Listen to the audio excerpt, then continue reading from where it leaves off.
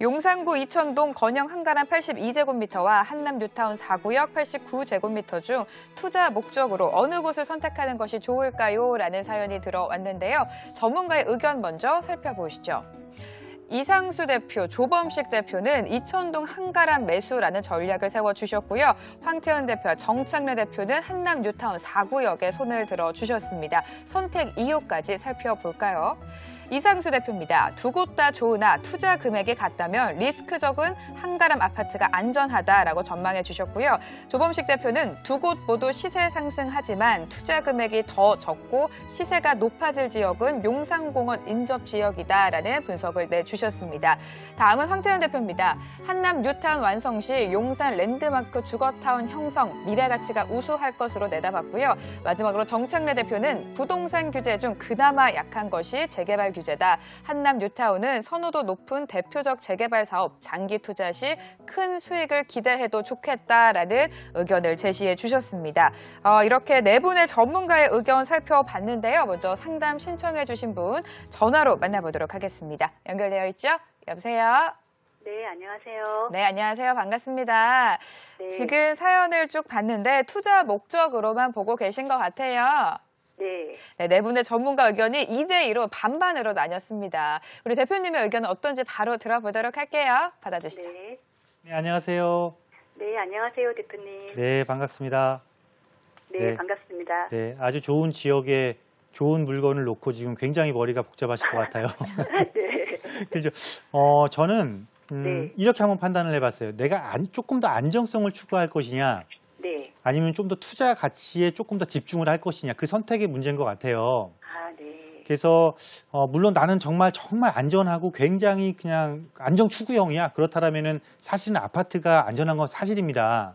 네. 그런데 나는 어차피 부동산이라는 건 미래 가치를 보고 구입을 하는 거고, 미래 가치가 높은 거를 나는 하고 싶어라고 한다면, 저는 이 문제에 대해서 이번 그 질문에 대해서 답은 저도 한남 뉴타운 손을 좀 들어드리고 싶어요. 네, 왜 그런지 이제 지금 자세하게 말씀드려 볼게요. 네. 자, 이렇게 생각해 볼게요. 우리가 일단 이 한가람이나 우리 이 한남 4구역이나 둘 다 뭐냐면 개발이에요. 개발. 그죠? 네. 근데 이 개발에 지금 여기는 두 가지 테마예요. 어떤 개발이냐면 일단 용산이라는 큰 테마 밑그림을 하나 딱 갖고 있어요. 그죠? 네. 밑그림을 갖고 있으면서 이 한가람이 하나가 있고, 한가람은 아파트고, 자, 한남 4구역은 이 재개발이니까 아파트하고 개념은 조금 다른 면을 갖고 있죠.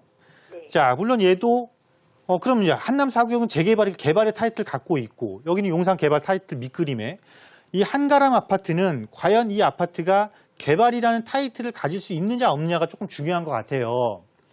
그러면 우리가 아파트가 개발이라는 타이틀은 딱 뭐가 있겠어요? 재건축 아니면 리모델링이잖아요. 그죠?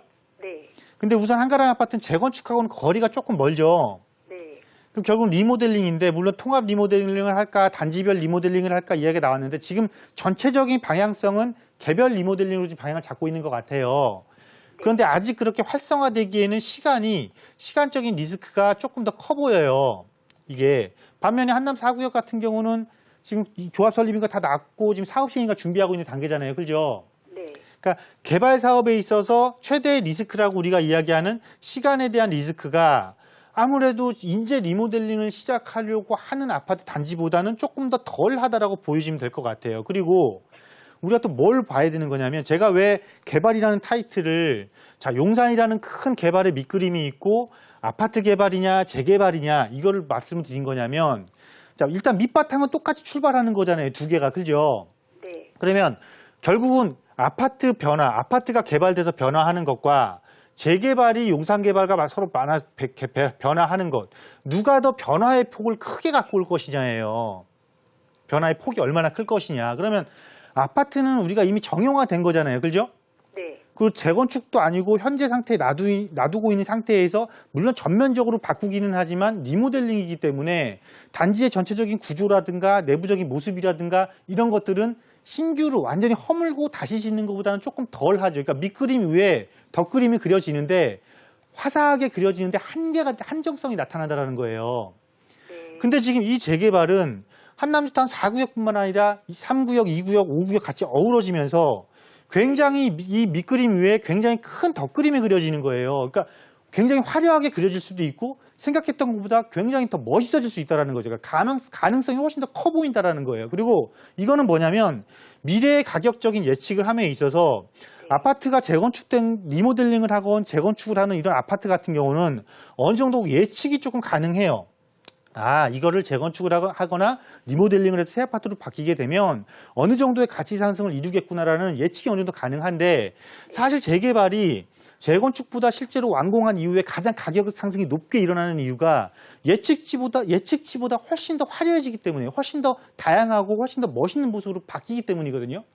그래서 여기처럼 같은 지역 내에서 같은 큰 테마를 용산하는 큰 테마를 갖고 있는 지역에서 나도 바뀌고 나도 바뀔 거라면은 결국은 누가 더 크게 바뀌고 누가 더 화려하고 멋있게 바뀔 거냐 선택을 했을 때는 이 상태에서는 재개발이 조금 더 유리해 보인다. 만약에 이거를 비교를 할 때 한강변에 있는 이촌 한강맨션 있잖아요. 네. 이건 재건축이잖아요. 네. 이 재건축과 비교를 했다라면은 그래도 어쨌건 안정성도 확보하고 있는 아파트가 좀 더 낫겠습니다라는 답을 내려드릴 수도 있어요. 근데 지금은 그게 아니고 비교 대상 자체가 한남뉴타운 대비해서 조금은 우세한 면이 낮기 때문에 여기서는 한남뉴타운 4구역을 선택하시는 것이 조금 더 장기적인 측면에서 유리하겠다. 이런 결론을 내드리는 거예요.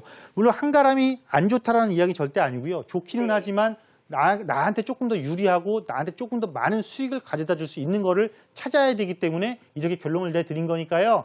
잘 판단하셔가지고 선택하시길 바라겠습니다. 네, 고맙습니다, 대표님. 네.